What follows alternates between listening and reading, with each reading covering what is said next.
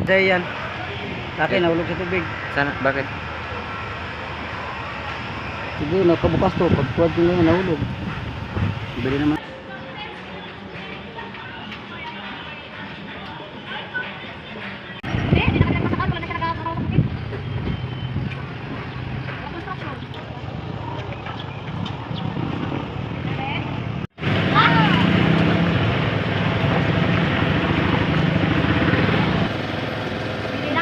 Itlog po gumang, 3.20.